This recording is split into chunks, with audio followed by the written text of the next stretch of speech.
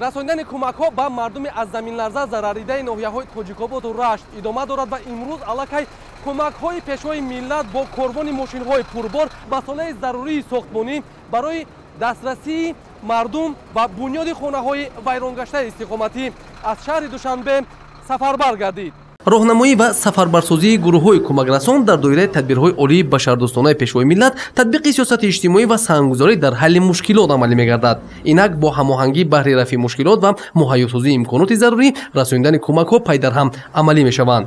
то ин дам баҳри бартарафсозии оқибатҳои офати табиӣ дар минтақаи аз заминларза зарар дида маҳсулоти зарурии будубош ва хӯрока дастрас гардида баҳри рафъи мушкилот чораҳои тахирнопазир амалӣ шуданд. ҳамакнун қадами навбатӣ корбони дуюми мошинҳои пурбор иборат аз масъолаи сохтмон ва дигар лавозимот субҳи имрӯз аз шаҳри Душанбе ба самти ноҳияҳои Рашту Тоҷикобод сафарбар шуданд. бояд гуфт ки аз лаҳзаҳои аввали рух додани заминларза бо супориши президенти ҷумҳурии Тоҷикистон пешвои миллат муҳтарам Эмомалӣ Раҳмон комиссияи ҳукуматӣ таъсис ёфта дар маҳалли ҳодиса ба омӯзиш ва бартарафсозии оқибатҳои заминҷунбӣ пардохтанд.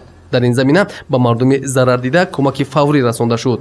то ҳол омӯзиши хисорот ҷараён дошта расонидани кӯмакҳо марҳила ба марҳила амалӣ карда мешаванд. аз ҷумла дар навбати аввал дар асоси дастуру ҳидоятҳои хос маҳсулоти хӯрока ва ашёи зарурии будубоши муваққатӣ таъмин шуд. корбони мошинҳои пурбори кӯмакҳои пешвои миллат президенти ҷумҳурии Тоҷикистон муҳтарам Эмомалӣ Раҳмон иборат аз маҳсулоти сохтмонии симент, чӯбу тахта ва дигар лавозимоту ашёи сохтмонӣ мебошад. ҳоло тибқи сипориши сарвари давлат муҳтарам Эмомалӣ Раҳмон баҳри ҳарчи зудтар бартараф намудани паёмадҳои заминларзаи қаблан рух дода тадбирҳои муассир андешида мешаванд. бояд гуфт ки имрӯзу ояндаи мардуми шарафманди кишвар ҳамеша дар мадди назари асосгузори сулҳу ваҳдати миллӣ пешвои миллат президенти ҷумҳурии Тоҷикистон муҳтарам Эмомалӣ Раҳмон буда баҳри осудаҳолӣ ва рушду инкишофи мардуми кишвар тадбирҳои самарабахш роҳандозӣ мегарданд.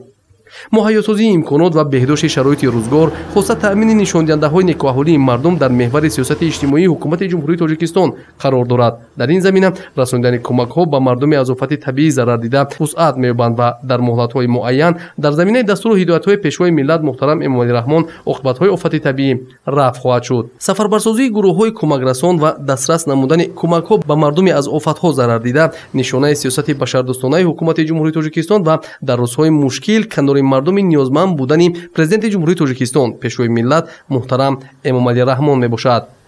Фахриддин Муҳаммадюсуф, Раҷабалӣ Маҳмадалӣ, Қобил Кӯганов, Ахбор.